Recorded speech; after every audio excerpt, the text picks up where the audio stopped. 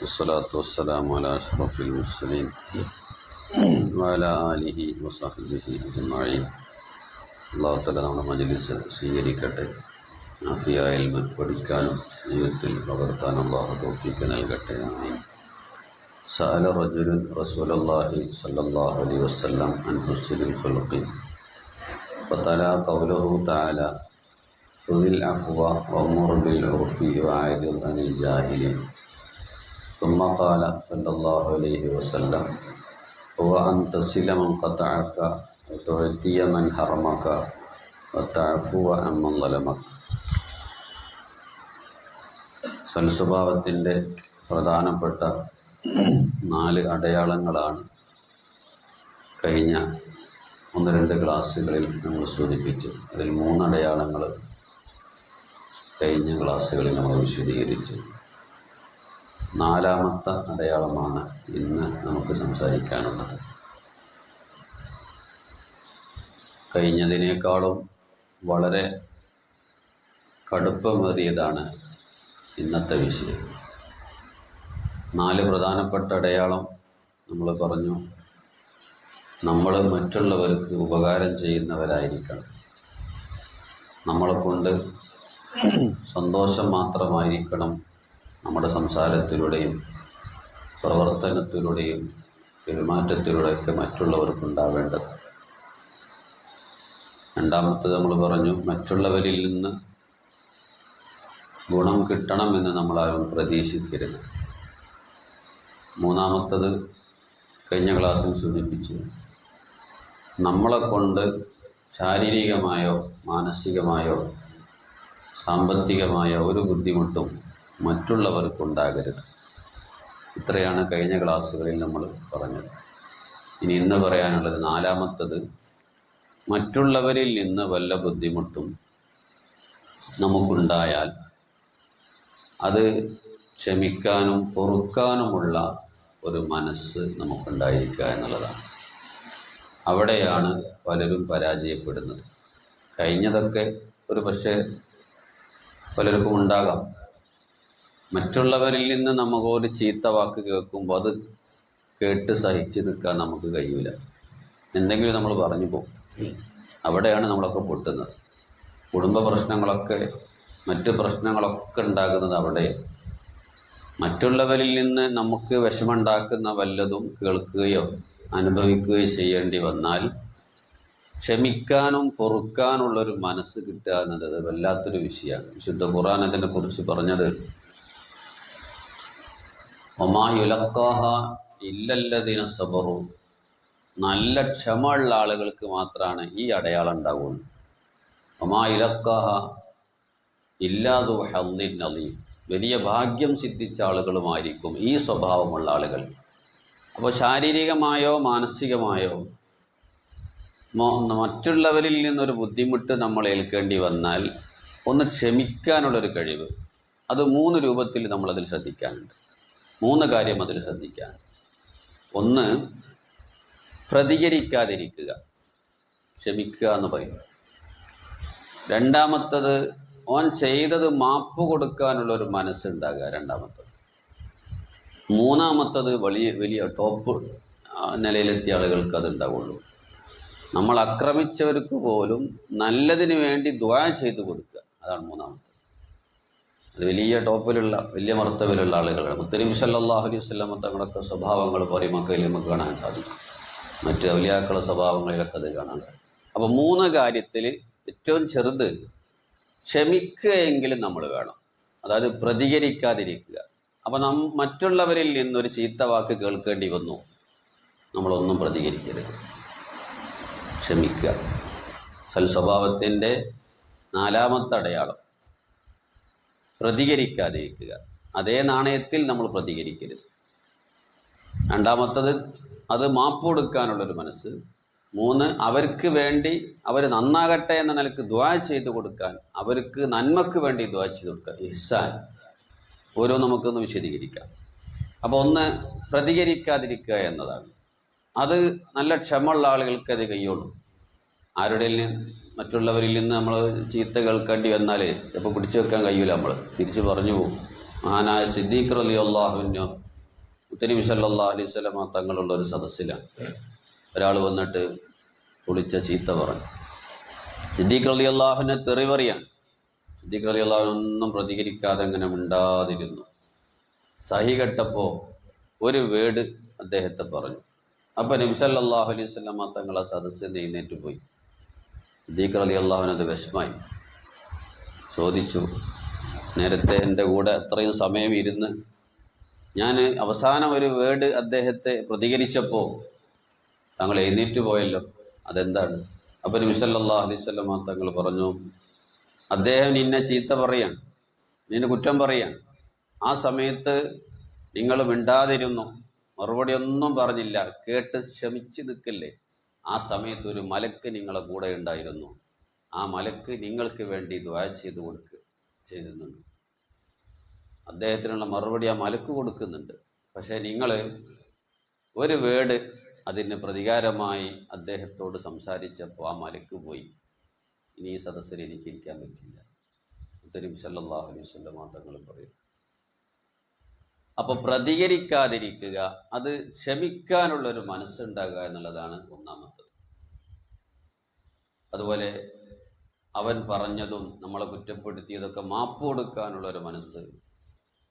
നബി സല്ലല്ലാഹു അലൈഹി വസല്ലം തങ്ങളാണല്ലോ നമുക്ക് എല്ലാ വിഷയത്തിലും വലിയ മാതൃക. നബി സല്ലല്ലാഹു അലൈഹി വസല്ലം തങ്ങളുടെ 2-3 സംഭവങ്ങൾ നമുക്ക് നോക്കാം. ഒരിക്കൽ നബി സല്ലല്ലാഹു അലൈഹി വസല്ലം തങ്ങൾ അനസ് റളിയല്ലാഹു അൻഹു പറയാൻ, ഒരു അയറാബിയായ ഒരു മനുഷ്യൻ കടന്നു വരും. നബി സല്ലല്ലാഹു അലൈഹി വസല്ലം തങ്ങൾ ഒരു ഷാലിങ്ങനെ തോളിലിട്ടിട്ടുണ്ട്. ആ ഷാല് പിടിച്ച് ഒരൊറ്റ വലിയാണ്. ആ വലിച്ച സമയത്ത് അവിടുത്തെ കഴുത്തിൽ ആ കര വാണ്ട് അടയാളമായിപ്പോയി. സഹാബത്തിന് വളരെ വിഷമായിപ്പോയി. എന്നിട്ട് അദ്ദേഹം നിർത്തുന്നില്ല. അദ്ദേഹം ചോദിക്കുകയാണ്, എനിക്ക് സമ്പത്ത് തരണം.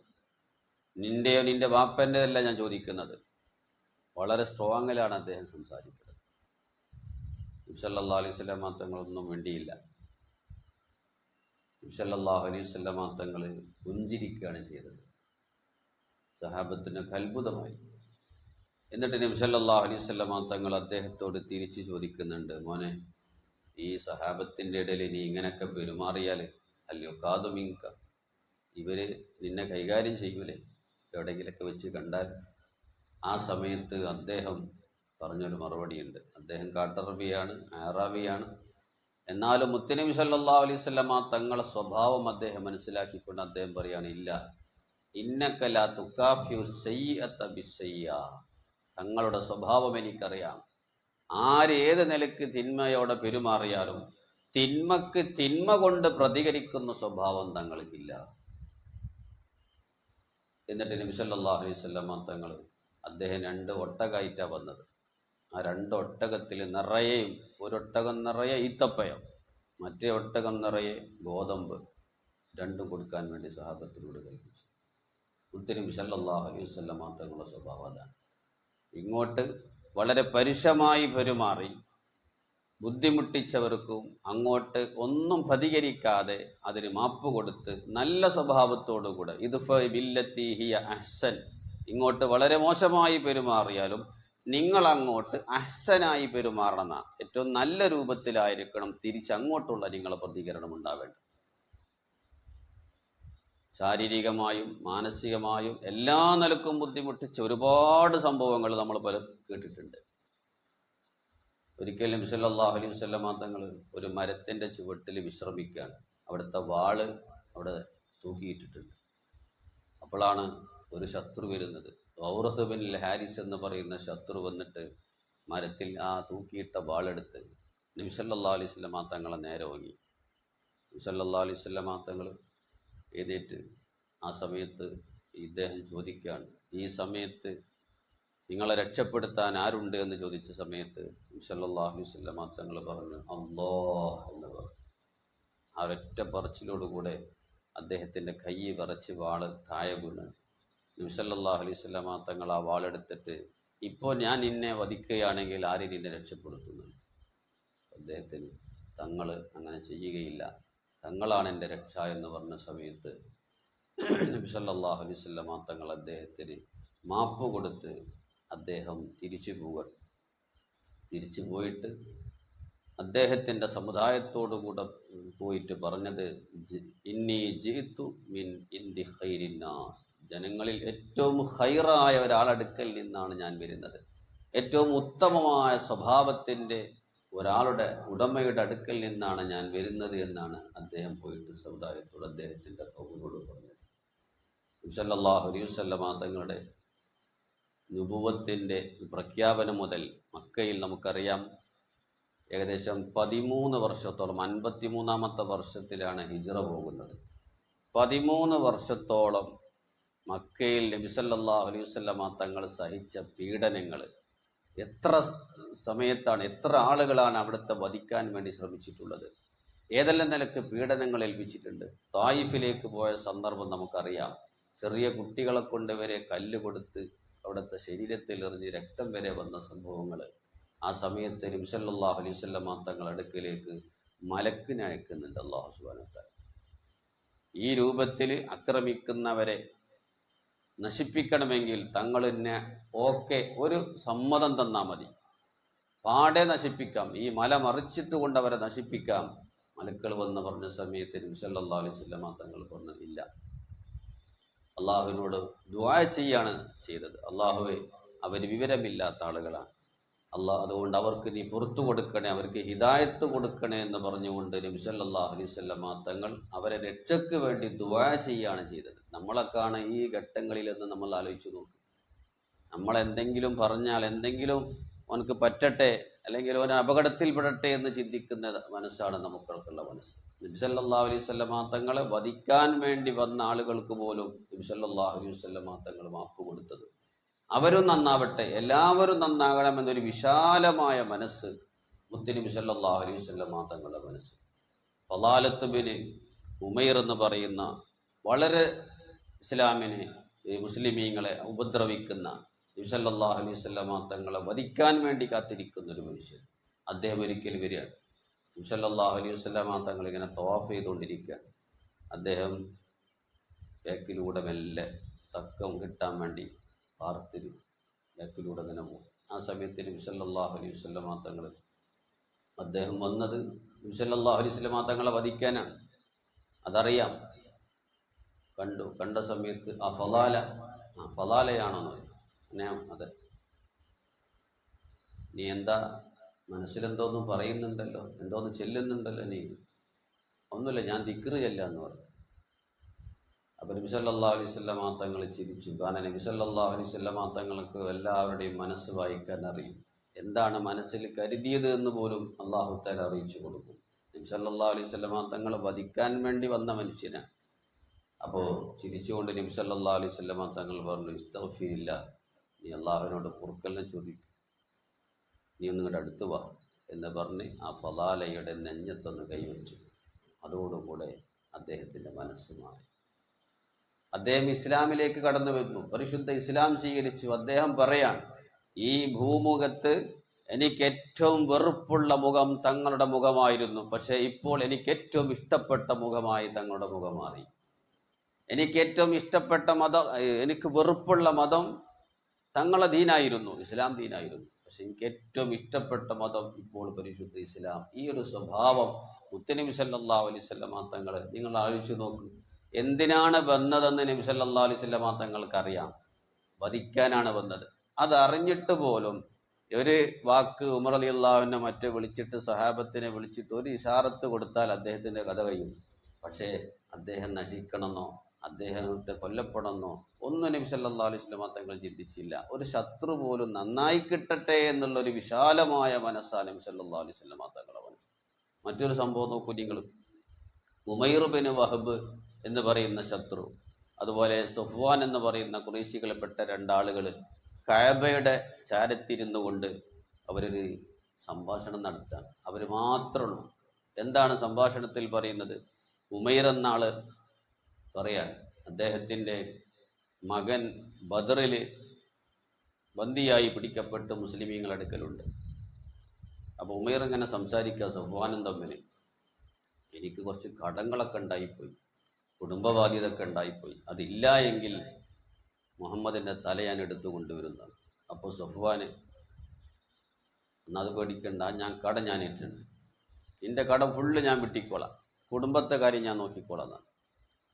അത് പറഞ്ഞപ്പോൾ ഉമൈർ അതിന് തയ്യാറാണ്. ഉമൈർ ബിൻ വഹബ് എന്ന് പറയുന്ന ആ ശത്രു ഊരിപ്പിടിച്ച വാളുമായിട്ട് പുറപ്പെട്ടു. നബി സല്ലല്ലാഹു അലൈഹി വസല്ലമ തങ്ങളെ തലയെടുക്കാൻ വേണ്ടി പോയതാണ്.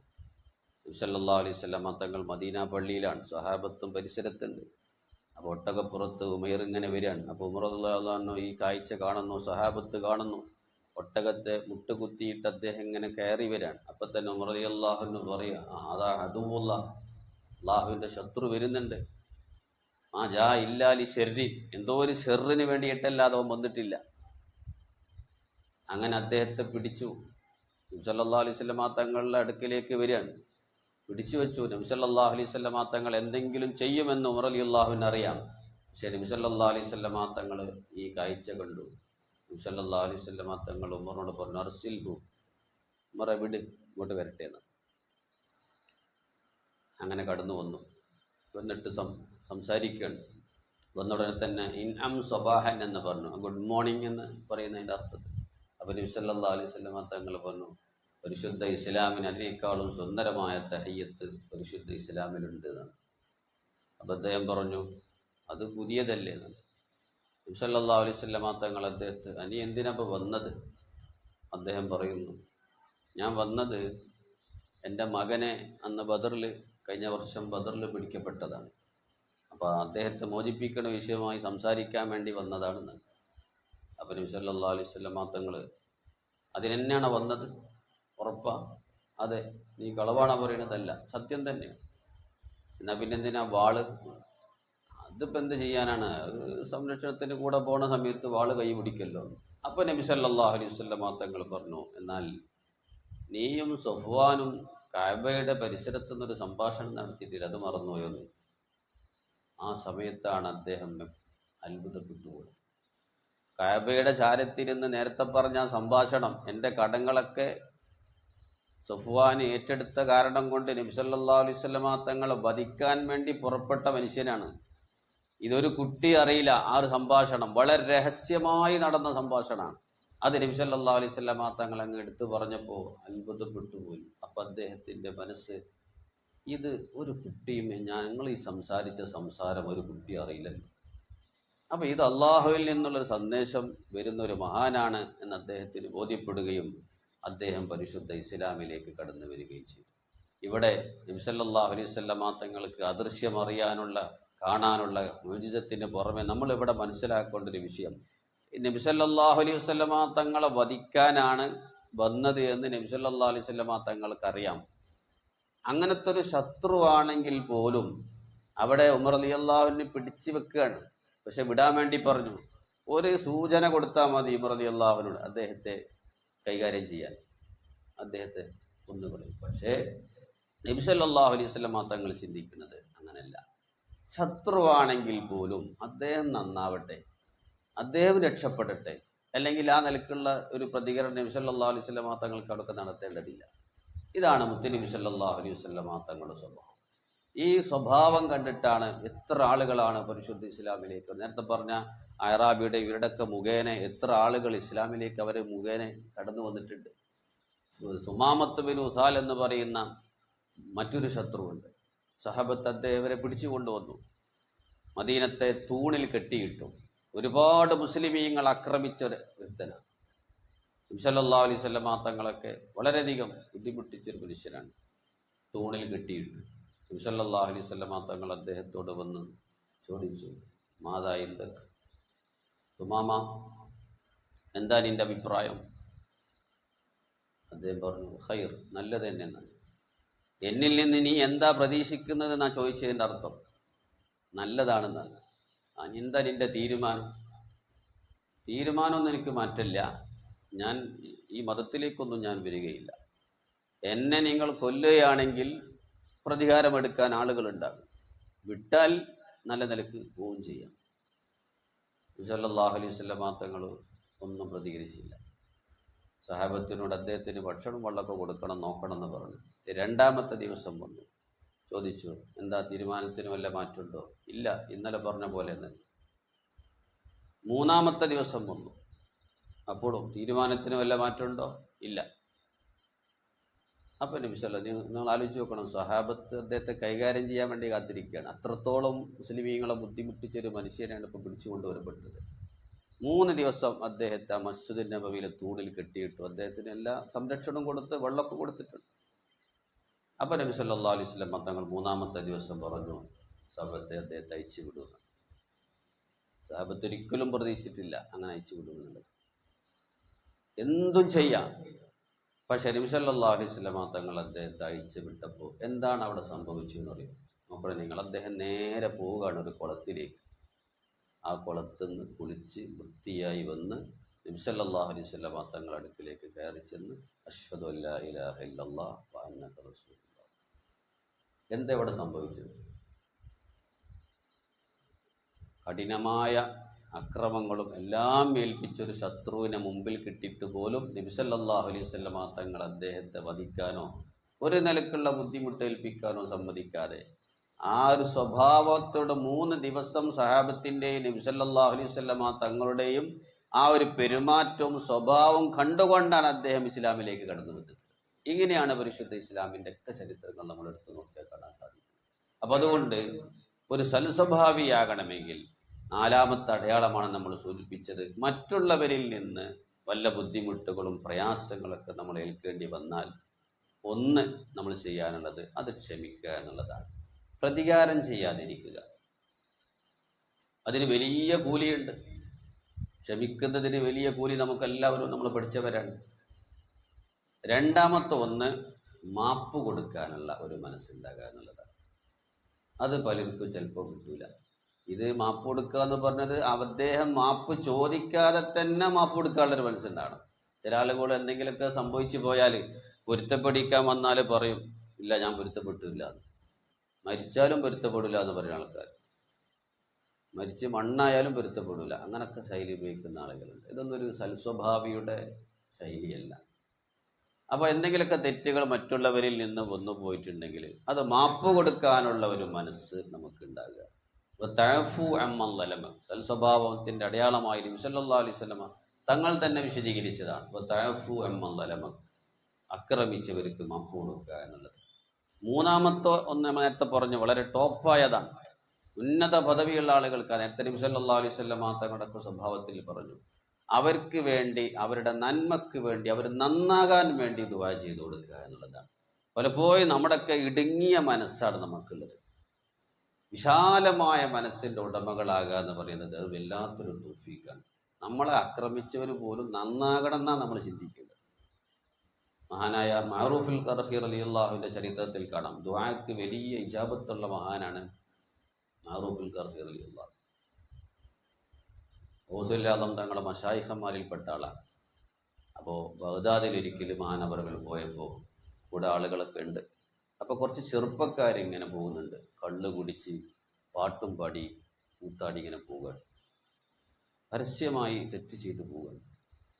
അപ്പോൾ കൂടെയുള്ള ആളുകൾ മഹാനവറുകളോട് വലിയ ദ്വാരക്ക് വലിയ ജാപത്തുള്ള ആളാണ്, അവർക്കെതിരെ ഒന്ന് ദ്വാരക്കണം എന്ന് പറഞ്ഞു. അവർ നശിക്കാൻ വേണ്ടി ദ്വാരക്കണം എന്ന് പറഞ്ഞതാണ്. അപ്പോൾ മഹാനവറുകൾ കൈ ഉയർത്തിയിട്ടൊരു ദുആ, അല്ലാഹുമ്മ കമാ ഫർറഹ്തഹും ഫിദ് ദുനിയ ഫഫർരിഹും ഫിൽ ആഖിറ.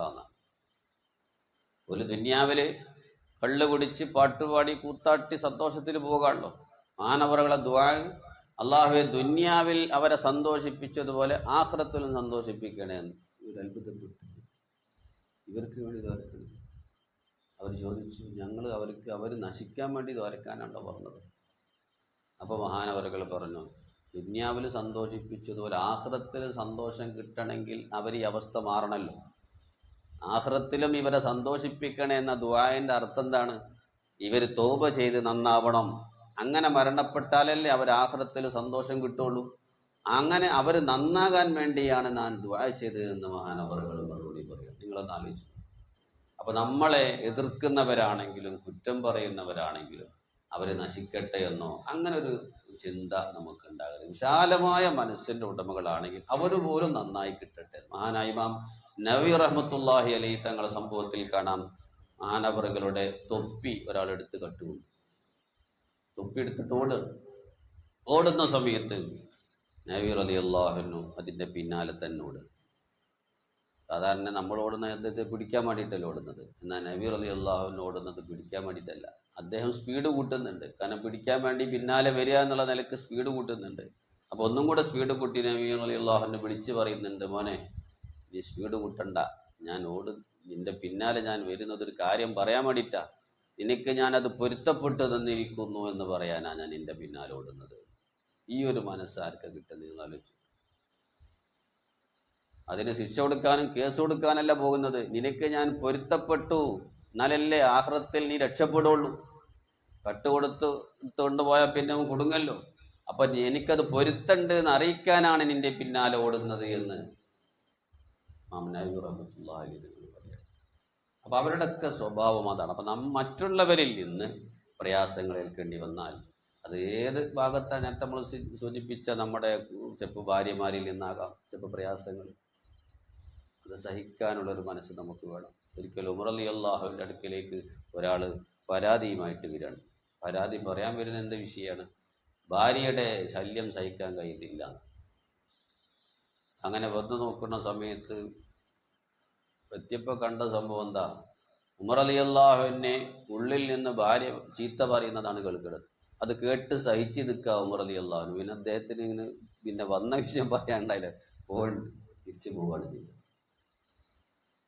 മഹാനായ അഹ്മദുൽ കബീർ റിഫായി റളിയല്ലാഹു അൻഹു വീട്ടിലിരിക്കുന്ന സമയത്ത് ഒരാൾ കാണാൻ വേണ്ടി വന്ന സമയത്ത് ഭാര്യ തല്ലാണ്, റിഫായി ശേഖിനെ തല്ലാണ്, വടിയെടുത്ത് തല്ലാണ്.